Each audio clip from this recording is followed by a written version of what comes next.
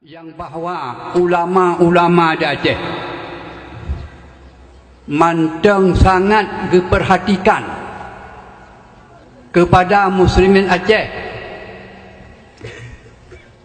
sangat-sangat diperhatikan bagi untuk menyelamatkan akan pengamalan ubudiyah dan pengamalan akidah terhadap masyarakat muslimin Aceh.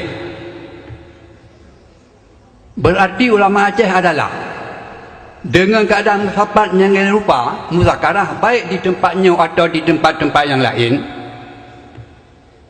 yang bahawa ulama Acehnya memang matang sangat dijaga untuk ketahanan akan akidah orang Aceh dan amalan ubudiyah bagi orang Aceh.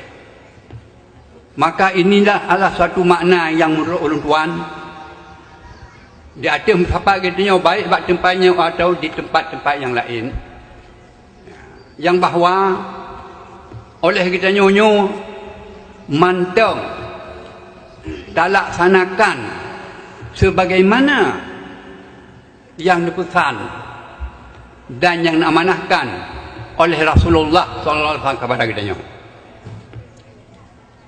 Oleh kita sama-sama kali takalan hadis, sama-sama kali takalan ayat Quran, yang salah satu daripada hadis yang dipegang oleh Rasulullah kepada kita, balighu anni walau ayat, sampaikanlah akan sesuatu sepanjang kamu ketahui, sekalipun sepatah kata daripada aku kepada saudara-saudara kamu sekalian.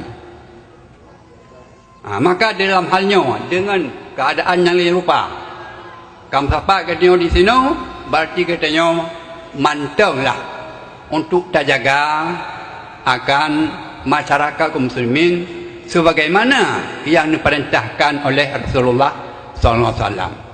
Kemudian daripadanya mohon ulun tuan kepada seluruh kaum muslimin, demikianlah perhatian kamu kepada masyarakat kaum muslim Aceh, Ineng dan Agam. Maka oleh kamu ulama, kamu pesan dan kamu harap kepada masyarakat kaum muslimin Ineng dan Agam, apabila ada pihak-pihak yang hendak memisahkan akan masyarakat kaum muslimin Aceh dengan ulama yang menipu racun bagi rawan, pesan daripada tuan, cobalah perhatikan kepada makna tepat kamu-kamunya.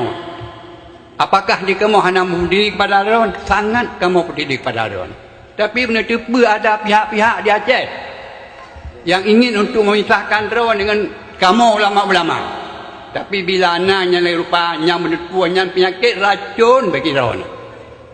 Apabila cuma masyarakatnya kamu pisah dengan ulama adalah yang poh orang Aceh, yang poh ulama adalah orang Aceh sendiri. Hanya patih tengah cuma. Demikian sebagai pesan dan amanah daripada ulun tuan kepada masyarakat kaum muslimin di Aceh. Demikianlah